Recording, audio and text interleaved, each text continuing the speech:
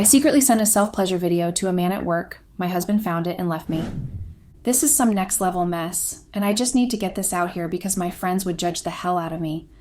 I'm a 32-year-old mom with a 4-year-old daughter, Sophia, and I was married to Steve for 7 years. God, this is even hard to type. Steve and I met in college. He was this sweet, goofy guy studying engineering, and I was in marketing. We clicked instantly, started dating, and got married right after graduation. Then we moved to a mid-sized city for his job at a tech firm. I landed a gig at a marketing agency, and our daughter Sophia came along a few years later. Life was okay, although it wasn't all fireworks, it was stable. Steve's the reliable type, and did everything he needed to do as a man in our relationship. But after Sophia was born, things became different. Our sex life dwindled to once a month, and when it happened, it felt mechanical, like we were just doing it because we had to, not because either of us actually wanted it. There was no connection at all. I tried everything. I'd try to spice it up and suggest new things, but he'd just say that he was tired from work or that he loved me the way things were. He said we were parents now and that everything was not going to stay the same, as if that solved or answered anything. I tried flirting, sending him little flirty texts during work hours or when we were just lazing around at home, and I even bought lingerie. I'd put it on, hoping he'd look at me the way he used to, so things would return to the way they were before. But that didn't happen, and every time he'd finish dinner, he would say he was tired and go straight to bed. And the thing is, I'm not painting black. I knew he wasn't lying. He really was tired from work. The long hours at his job really were wearing him down, but knowing that didn't make it hurt any less. It felt like I was screaming into a void, and no matter what I did, I just wasn't getting through to him. And that once-a-month intimacy? God, it was like giving water to someone dying of thirst. Enough to keep me going, but not enough to stop me from going crazy inside. Those moments almost felt like a lifeline to me. The rest of the time, though, I was left frustrated, restless, and desperate for any sign that he still desired me. So work became my outlet. The agency I worked at was fast-paced, full of creative people everywhere, and that's where I met Dan. He's 28, single, has a charming smile, tattoos peeked from his sleeves, and he works in graphic design on my team. He started about a year ago. On his first day, he introduced himself at the morning meeting, saying that he was excited to collaborate and that he'd heard great things about our projects. I thought nothing of it. But then we got paired on a campaign for a fitness brand. We had long hours working together, brainstorming, him sketching ideas while I pitched copy. Still, we weren't close. But one day, after a big client pitch went south, where our boss chewed me out, Dan caught me in the hall and said that our boss was an idiot, that my presentation was solid, and that I shouldn't let it get to me. He said he thought I killed it anyway, and that my ideas were fire. I blushed like a teenager and said thanks, that it meant a lot coming from him, and that's how we got close, and we started texting. At work, during lunch break, we would walk in the park near the office, where we'd sit on a bench and talk about everything. He opened up about his ex who cheated on him, and said that he was done with games and just wanted something real. And that made me think about how Steve and I hadn't had a deep conversation in months. Our lives were just there. Most times, Steve would come home, plop on the couch with his phone, and start scrolling through sports scores. I'd ask how his day was, and he'd say it was fine, that the project he was handling was dragging. That was the only conversation we had, almost every time, with no other details, and no real connection. We were just existing as Sophia's parents, and had no bond whatsoever anymore. So talking deeply with Dan, and seeing him open up to me about so many things, made me realize a lot of things about me and Steve, and also deepened my relationship with Dan. Then one day, work was chaos. My boss dumped a last-minute campaign on my desk right before I had to leave. By the time I picked up Sophia from preschool, she was already fussy. She whined the whole car ride home, kicking the back of my seat, and when we got in, I still had to make dinner, clean up, and get her ready for bed. By the time Steve got home, I was already on edge. Sophia was throwing a tantrum in the kitchen, refusing to eat the pasta I made, and her face was blotchy from crying, and her little fists pounding the table. I was trying to warm up her milk while coaxing her to calm down, and the pasta on the stove was boiling over. Steve walked in, dropped his bag by the door, kicked off his shoes, and went straight for a beer. Then he said, "Hey." I muttered hey back without looking at him, trying to keep Sophia from melting down even worse. He leaned against the counter, took a sip, and asked if I'd had a rough day. That's when it just snapped in me. I turned around so fast the bottle almost spilled. I was like, "Rough day? Are you kidding me, Steve? She's been screaming and throwing things for over an hour. I'm trying to cook, clean, do everything by myself, and you just come in here and grab a beer like it's all fine." He frowned and finally put his phone down. He said he just got home, that he should be allowed to breathe for 2 seconds before I start yelling. I told him I didn't need him to breathe. I needed him to help. My voice came out too loud, but I couldn't stop. I said that he just stood there while I was drowning. His jaw tightened and he responded that he was doing his best, and that his job was stressful too. I shot back that he could at least act like he cared that I was tired too, and then he said in a frustrated and sharp voice, "Why do I always make him the bad guy?" I grabbed Sophia, stormed off to the bedroom, and slammed the door. A few minutes later, I heard the couch creak, which meant that Steve had decided to sleep out there. He didn't even bother to come in and calm me down or try to talk things through that night. That annoyed me even more. It felt like he'd completely shut down, like his feelings or emotions toward me had just switched off, and I hated that. The next morning was painfully quiet. Steve got Sophia ready for preschool without saying a word, and I packed her lunch like a robot. When I left for work, we didn't even look at each other. My chest felt heavy the whole drive, as if I'd swallowed a stone. At work, I tried to focus, but Dan noticed right away that I was off. He told me to come to the break room with him and said I needed coffee. So I went and we sat across from each other, and while he tore open a granola bar, he asked me what was wrong. I told him Steve and I had a fight last night, that it was bad. He just nodded and quietly waited for me to go on. So I poured out everything to him. I told him I felt like I was doing everything: cooking, cleaning, taking care of Sophia, and that Steve just shut down whenever I tried to talk about it. I explained how invisible I felt, like I could be screaming for help and Steve wouldn't even look up from his phone. Then I told him that intimacy is a foreign word to us because it almost seems like it doesn't exist in our relationship anymore. Dan leaned forward on the table and told me any guy would be lucky to have me. I laughed a little. I was slightly embarrassed, but he didn't stop saying those sweet words of comfort to me. He just kept looking at me and said I deserved to feel seen. Then his hand brushed mine across the table, and I didn't pull away. My stomach twisted, not in a bad way, but in that way where you know you're about to cross a line you can't uncross. So I quickly told him I had to use the restroom and got up before things could go any further. My hand was still tingling where he'd touched me, and I hated that I noticed it. I hated that I wanted to sit back down and keep talking to him, maybe even let his hand stay there a little longer. I walked to the restroom, shut the door, and leaned against the sink and stared at myself in the mirror. My heart was beating way too fast for what just happened. But actually nothing happened, so I told myself to calm down and that I was just overthinking and overreacting, and it was nothing more than a conversation and touch from a friend who cared. That was how we got closer. Slowly, then all at once. Our texts drifted from jokes about our boss and memes about work to something different. Late at night, after Steve was asleep, I'd sneak into the bathroom with my phone. That was when things got riskier.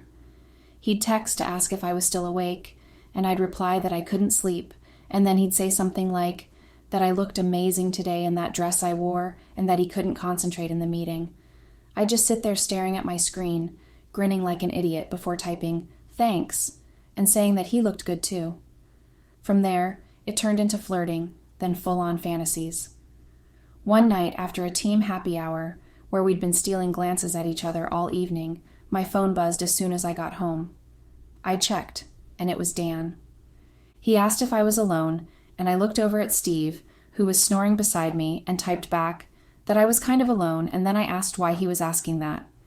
He replied that he dared me to send him something sexy, but not wild. My heart pounded. I hadn't done anything like that since college. But then, without thinking much, I slipped out of bed, tiptoed to the guest room, and turned on the light. My hands were shaking when I took a mirror selfie in my bra. A few seconds later, Dan replied with fire emojis and a text saying, "Holy hell that I'm gorgeous." and that he can't stop thinking about me. And that was the start of everything. The pics got bolder after that. The lingerie I'd bought hoping to wear for Steve, I ended up wearing for Dan instead. In return, he sent back shirtless gym selfies with his muscles all sweaty and perfect. And God, it felt good. It felt like I was 20 again. Meanwhile, during all these periods, Steve and I were barely touching as usual, and I stopped craving his touch. Whenever he would initiate intimacy, I'd fake a headache or pretend to be asleep. Then one weekend, Steve took Sophia to his parents for the day, and I had the house to myself. Dan texted asking me what I was going to do with all the free time. I don't know what came over me, but I texted back asking if he wanted me to show him. He replied with a devil emoji, and I swear my whole body went hot. I set my phone up in the bedroom, dimmed the lights, and recorded myself. 2 minutes, maybe less, but my heart was hammering when it was over. I watched it once, then before I could chicken out, I sent it to him through a private app that deletes after viewing. Not even 30 seconds later, he texted back, "Holy shit. That's the hottest thing I've ever seen. You're insane. I can't stop replaying that in my head." And in that moment, I felt electric, like I was on top of the world. But as soon as my heartbeat slowed, I felt guilty. I deleted the app and swore that it was the last time. And then I convinced myself not to panic because it didn't count as cheating because it wasn't physical. Except it didn't stop. We kept talking, and the next time I saw Dan at work, I tried to cool it down, but when he leaned over in the meeting and whispered that he kept seeing that video every time he looked at me. I shushed him, but I couldn't stop smiling either. I was enjoying every moment of it. Fast forward a couple of weeks. Steve's birthday was coming up, and I wanted to make it special, probably out of guilt. I planned a surprise dinner and got Sophia to make a card. That morning, I left my phone charging in the kitchen while I showered. Steve must have picked it up for something, maybe to check the weather or whatever. I knew the app I used to send Dan those videos was gone, but I forgot about iCloud backups or something. Turns out the video synced to our shared photo album somehow. I don't even know how. Tech stuff isn't my thing. But he found it. I came out of the shower with my towel wrapped around me, and he was sitting at the kitchen table, holding my phone, and his face was pale. He said in a shaky voice, "What the hell was that?" while holding up the screen, and I looked at the screen and saw the video thumbnail. My stomach dropped. I froze and stammered something like, "Steve, it's not what you think." He laughed bitterly and said not what I think, but that I was touching myself in our guest room and had sent it to someone named Dan from work. He scrolled through the messages, and I must have not deleted everything perfectly. I tried to explain, but it all came out jumbled. I told him it was a mistake, just flirting, and that nothing had happened in person. He stood up and paced around, asking what I meant by flirting, saying this was basically porn for another guy, and then asked how long it had been going on. I admitted it had been a few months. He asked if I had slept with Dan, and I swore no, that it was just digital. Then he started yelling, saying as if that made it better. Sophia started crying from her room, and he went to calm her, telling her Daddy was just talking loud. When he came back, he was calmer, but cold. He said he trusted me, that we had built a life, a family, and I had done this. I fell to my knees and cried, begging him to forgive me. Then I said I'd quit my job, delete everything, and do whatever he wanted. He shook his head and said that he needed space, that he couldn't look at me right now. Then he packed a bag while I sobbed in the corner. Sophia asked why Daddy was leaving, and he knelt down, hugged her, and said that he loved her so much that he'd see her soon, but Mommy and Daddy needed time apart. He looked at me one last time and said he never thought I'd be the one to break us. Then he left that night and went to his brother's place. I called him 100 times, texted apologies. He responded once saying I shouldn't contact him anymore and that he'd have his lawyer reach out about custody. That word messed with my brain because that meant he had made up his mind to leave me for good, and I don't want Sophia to ever experience a life without both her parents being present with her, and I don't want this to be the end of our marriage. Besides, how do I even explain this to Sophia? She asks where Daddy is every day, and I tell her he's on a trip, but I think she knows something's wrong. It's been 2 weeks now. I've tried my best to give Dan space at work and act like everything was normal. I felt so heavy at some point that I vented to a coworker I thought I could trust. Not about everything, though. But then, somehow Dan found out through office gossip. I guess I confided too much, and the coworker blabbed. He texted me sorry and said he didn't mean to ruin my marriage, but I blocked him. I didn't want us to fall back into old patterns. Work is awkward now. I avoid him and just focus on my tasks. But inside, I'm a wreck. My nights are the worst. I replay everything in my head. Was it worth it? That thrill for a few months? Hell no. I miss Steve so much. And that made me realize how much I took him for granted. Even if he wasn't always trying on his part, that didn't mean I should have done what I did. I don't even know what to do now.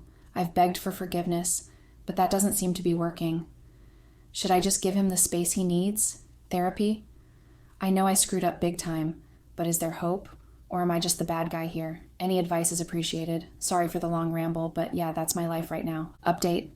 3 weeks ago, Steve called me. He said I gave him the best birthday gift ever, and then immediately added that I was the worst wife ever. He said he would thank me for not letting him waste any more of his life with me. I could barely respond. I was weakened by his words. I was already feeling bad for wrecking his birthday and making him have the worst day ever, and now his words just tore me apart.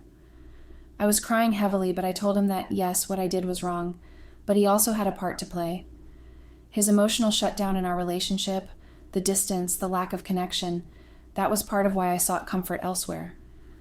The conversation didn't get easy. We ended up just pointing out each other's faults. I could feel us circling blame, neither of us letting go, neither of us forgiving. After everything with Steve, going to work became unbearable. I started dreading the commute, the office, even the break room where I might run into Dan. I avoided him, avoided everyone, but nothing helped. I felt like I was crumbling from the inside, and work was just another place I was failing. I started calling in sick more often, and when I was there, I couldn't concentrate. Every task I was given felt like a mountain, and just seeing Dan every day reminded me that I had messed everything up. Eventually, I knew I couldn't keep it up. I handed in my resignation. My boss asked why, and I just said I needed to deal with personal stuff. Quitting at that point felt like survival to me, and yet somehow also felt like it was my punishment. But I guess it was for the better. A few days later, I realized I couldn't keep hiding the truth from my family. I felt heavy, broken, and alone. Steve had blocked me, stopped talking completely, and I was crumbling. I couldn't carry the secret anymore. I was desperate to make things better and release myself from the burdens I was bearing alone. I thought about it for days, pacing, trying to decide how to say it, and dreading their reactions. Finally, I did it. I sat down with my parents and Steve's family because we were very close, and his family were fond of me. I told them everything without sugarcoating. I told them about the videos, about Dan, and how Steve found out. Their faces went pale. I could see the shock and disappointment. I hated that I caused it, but at the same time, I felt a little relieved. Like maybe telling the truth was the first step to resolving everything, and I needed their support as a family. It was obvious they hated me at that moment, but I guess they handled it well. Although they had questions. They wanted to know why I did it, if it was just a fling, if it had ever gone further, if Steve knew everything and how I was feeling. I answered as honestly as I could, even while my own chest was tightening and my hands were shaking. I promised them that I would do everything I could to make things right with Steve, even if it took years. His family said it was a difficult situation, but then my fling with Dan just made it sting for anyone, and that they won't make decisions for Steve, and whatever the outcome is at the end of the day, they would support it fully. My mother was highly disappointed, but she comforted and also scolded me, which I was honestly grateful for. Even after talking to my family, everything kept feeling like it was falling apart. I couldn't stop thinking, couldn't stop feeling guilty, and I realized I couldn't manage it alone, and I needed to talk to someone that could help me process things. So I finally decided I needed help. I signed up for therapy. The first session, I just cried. Then I told the therapist everything. I also talked about Steve, about the distance in our marriage, about why I acted the way I did. She didn't judge me. She helped me start untangling why I made those choices and how to cope with the aftermath. It didn't fix everything, but it gave me a little structure and a little breathing space. Even with therapy and opening up to my family, Steve didn't change his mind. He decided he wanted a divorce. I felt regret, heartbreak, and fear about what my life would look like next. but I also started learning how to manage my emotions without letting them take over, even though it still hurt. Every day felt like I was picking up pieces, and it was hard, but I knew I had to face it and keep going, even if my life didn't feel normal anymore. I kept wishing I could go back in time and change everything about me and Dan's relationship, but that is impossible, depressing and painful, and I couldn't stop feeling the weight of it. But I'm slowly learning to forgive myself, even if just a little, and to take responsibility without letting it destroy me. And every night, I pray that Sophia doesn't grow up, learn the truth, and end up hating me, because I don't think I'd survive that.